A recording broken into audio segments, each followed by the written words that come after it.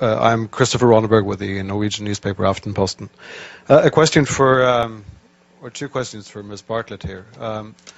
As a journalist, I'm sure you can appreciate getting other impressions than empirical impressions from the ground. When you talk about the Syrian people and what the Syrian people want, how can you quantify that? Do you have any independent surveys where you can actually document that? And secondly, you talk about the corporate media, the Western media, the lies, and all of this. Could you explain what you think might be the agenda from us in the Western media, and why we should lie, why the international organizations on the ground should lie, why we shouldn't believe all these absolutely documentable facts that we see from the ground, these hospitals being bombed, these civilians who are talking about the atrocities that they have been experiencing. How can you justify calling all of us liars? Sure. Thank you. I mean, there are certainly honest journalists amongst the very compromised establishment media. Let's start with your second question. So, international organizations on the ground. Tell me which ones are on the ground in eastern Aleppo.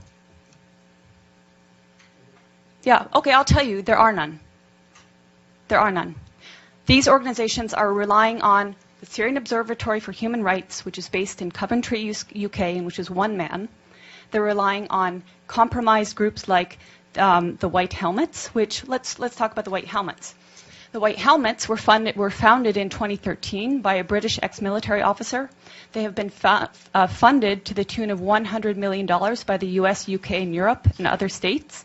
They purport to be rescuing civilians in eastern Aleppo and Idlib, yet no one in eastern Aleppo has heard of them. And I say no one, bearing in mind that now 95% of these areas of eastern Aleppo are liberated.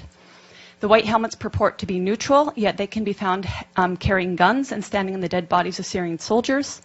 And their video footage actually contains children that have been recycled in different reports. So you can find a girl named Aya who turns up in a report in month, say, August, and she turns up in the next month in 2 different locations. So they are not credible. The SOHR is not credible.